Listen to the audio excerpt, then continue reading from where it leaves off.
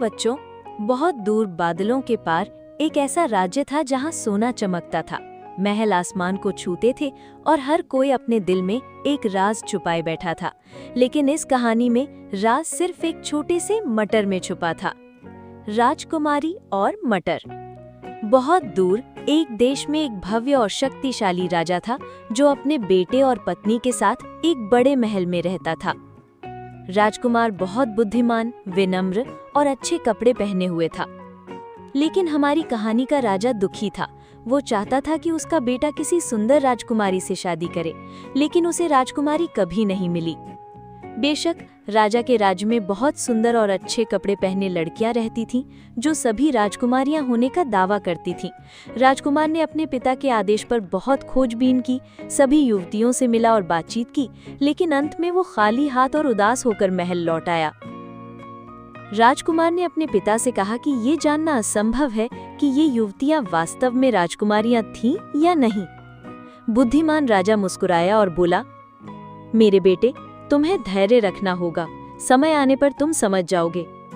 राजकुमार मुस्कुराया और अपने कमरे में लौट गया। उस रात जोरदार तूफान के साथ बारिश आई। बहुत तेज आवाज के साथ बिजली गिरने लगी और बारिश होने लगी। ऐसी आवाज होने लगी जैसे युद्ध भूमि में हजारों घोड़ों की टापें चल रही हों। अचानक महल के दरवाजे पर आहट हुई। महल के दरवाजे के पीछे कोई खड़ा था। राजकुमार ने अपना लबादा पहना और दरवाजा खोला। दरवाजे के पीछे एक युवती खड़ी थी जो भीगी और ठिठुर रही थी। जवान लड़की बोली, मैं एक असली राजकुमारी हूँ। मुझे सूखे कपड़े और सोने के लिए जगह चाहिए। क्या मैं आज रात तुम्हारे महल में रुक सकती हूँ?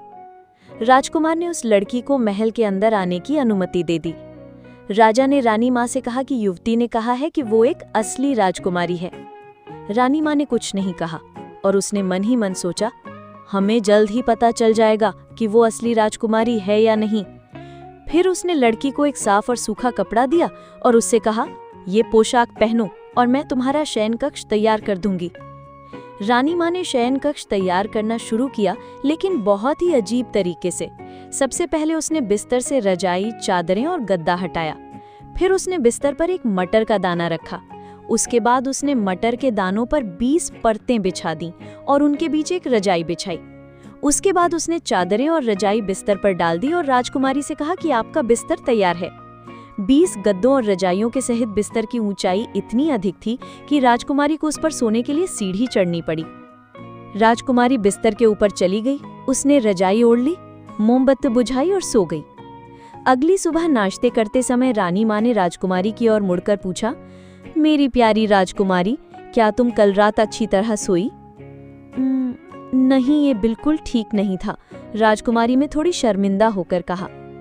फिर उसने आगे कहा, मतलब मैं आपकी दयालुता और आतिथ्य के लिए बहुत आभारी हूँ, लेकिन मेरे गद्दे के नीचे कुछ सख्त और असुविधाजनक सा लग रहा था, इसीलिए मैं कल रात सो नहीं पाई। रानी माँ आश्चर्यचकित हुई और बोली, वास्तव में? और वो राजा और राजकुमार की ओर मुड़ी और बोली, मुझे लगता है कि हमें आखिरकार असली राजकुमारी मिल ही गई, क्योंकि असली राजकुमारी के अलावा किसी और में इतनी नाजुक और सटीक समझ नहीं होती कि वो 20 गद्दों और मेरी 20 बेहतरीन रजाइयों में से एक मटर को अलग पहचान सके। तुम्हें तुरंत शादी कर लेनी चाहिए।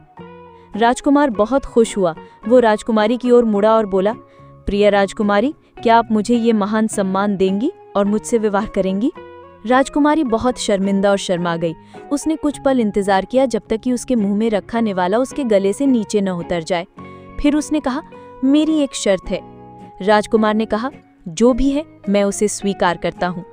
राजकुमारी मुस्कुराई और राजकुमार से बोली, क्या आप मुझसे वादा करते हैं कि अब से महल में आने वाला हर मटर खाने के लिए होगा, सोने के लिए नहीं?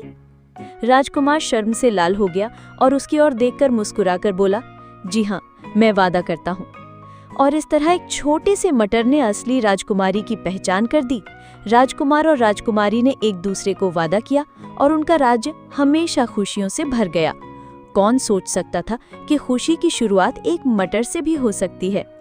आज की कहानी कैसी लगी बच्चों? तो लाइक और सब्सक्राइब करना ना भूलना। मिलते हैं अगली कहानी पर। अलविदा, खुश रहो।